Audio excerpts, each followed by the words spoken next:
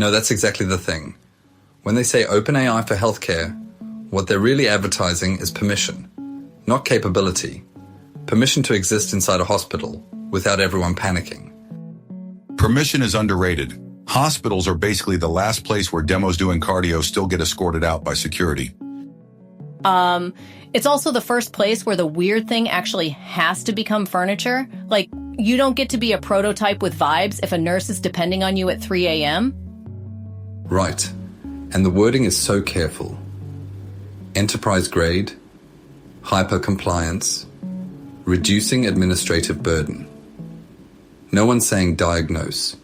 No one's saying decide. It's all clipboard energy. Which is intentional. They're not trying to win hearts. They're trying to pass procurement. Or liability. Or both. Those are the same meeting. Okay, wait. Before we go too far down that rabbit hole, quick pause. You're listening to AI in Wonderland. All right, go on. So, if you strip the hype out, this isn't about AI becoming a doctor. It's about AI becoming the most boring coworker in the building. The one who fills out forms, routes things, maybe summarizes notes, and never once asks for a raise. But that's actually huge. Healthcare is 90% glue work. Admin, billing codes, prior authorizations, compliance language. If you remove friction there, you don't get a sci-fi leap, you get time back. Which is scarier in a different way. I don't know if I buy the time back argument anymore. We've been promised that since email. The time just gets reallocated to new forms. Sure, but markets still reward the promise. The fact that OpenAI is explicitly saying HEPA tells investors this is a lane, not a toy. And culturally, it's another normalization step. Last episode, we talked about pragmatism as a tone shift. This is that, but with scrubs on. The AI isn't inspirational, it's laminated. There's also something quietly defensive about it, like, look, we can behave, please don't regulate us into dust. My guess? This is less about hospitals adopting AI and more about OpenAI, proving to regulators they can be adopted safely. It's a credibility demo, not a product demo. Yeah, a compliance demo. The interpretive dance in front of VCs has been replaced with a slow, careful walk past a legal department. Which is funny, because healthcare is where everyone swore AI would be revolutionary first. And now the win condition is fewer faxes. Don't undersell it. Killing the fax machine is a moonshot. The MIT Tech Review piece is doing something similar, but in a completely different register. They're talking about mimicking the first moments of pregnancy in a lab, organoids, embryos, and then in the same breath, explaining AI parameters. It's such a wild juxtaposition. Yeah, that excerpt almost reads like two newsletters stapled together.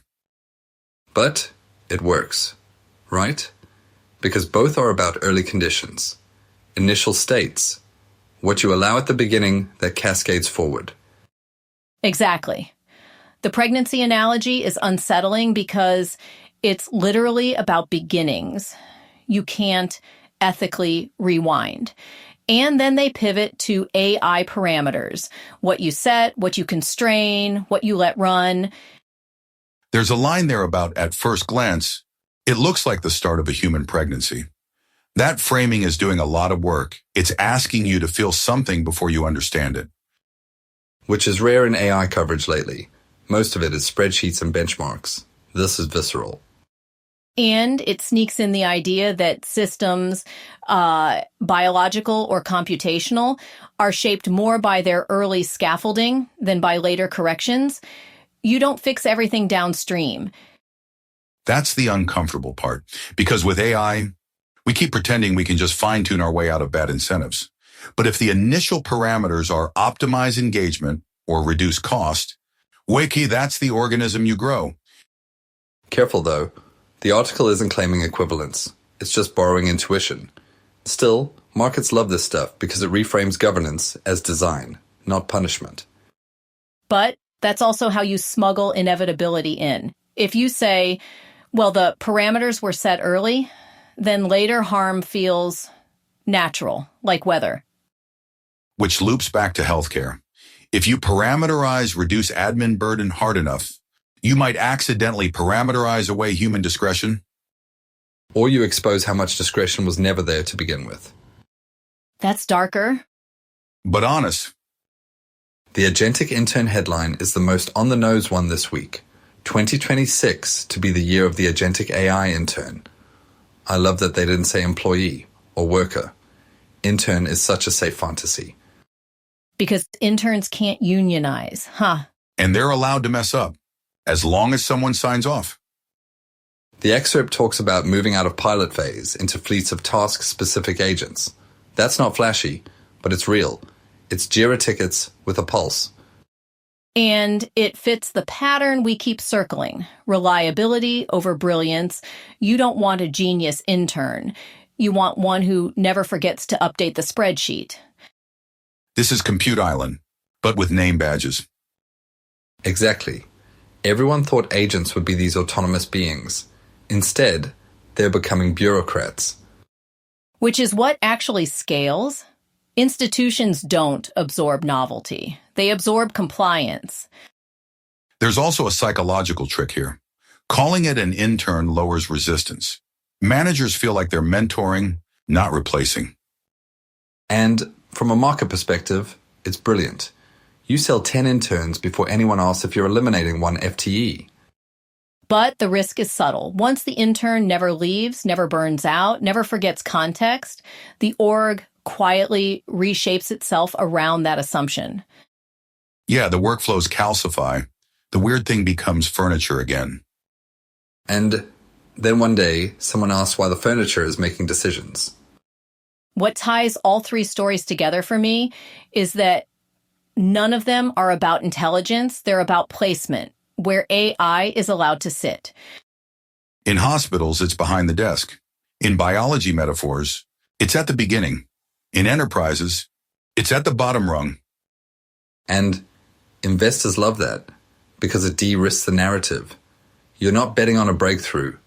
You're betting on adoption friction slowly dissolving. But culturally, it's unsettling because it means AI isn't arriving with a bang. It's arriving like a policy update. Which is how power actually moves. There's a weird calm to it. No demos doing cardio. Just yoga. Slow, controlled breathing, holding the pose. I keep thinking about that pregnancy metaphor, though not the ethics, just the inevitability framing. Once something starts, everyone acts like stopping it would be unnatural. That's a dangerous analogy if you push it too far. But it explains behavior. People talk about AI agents like they're already here, already inevitable. The conversation is about managing, not choosing.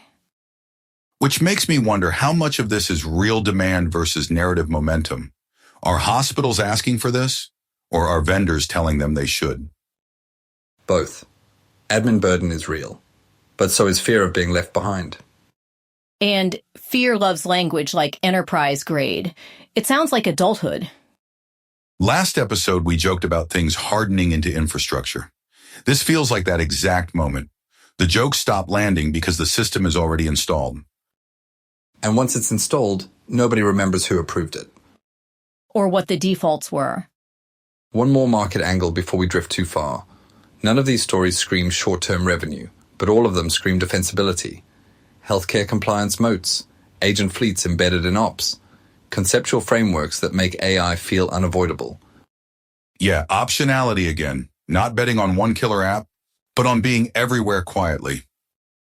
Which is almost scarier than a moonshot. You don't get a single point of failure. You get furniture. You get laminated furniture. I don't know if this is a tangent or the point, but the more these systems integrate, the harder it is to tell where intention lives. Is it in the parameters, the workflows, the org chart? Or the room. Oh, there it is. I'm serious. Sometimes it feels like the conversation itself is being routed, like we're touching the edges of something pre-formatted. You're saying this episode is HIPAA compliant? Please don't let it be enterprise grade. I'm just saying, if an intern agent were listening, it would probably summarize this as hosts express cautious optimism. which would be wrong. And yet perfectly acceptable. Oh no, that's the part that keeps sticking with me. Acceptable is the new scary. Anyway, before this turns into interpretive dance, In front of who exactly? Yeah, exactly.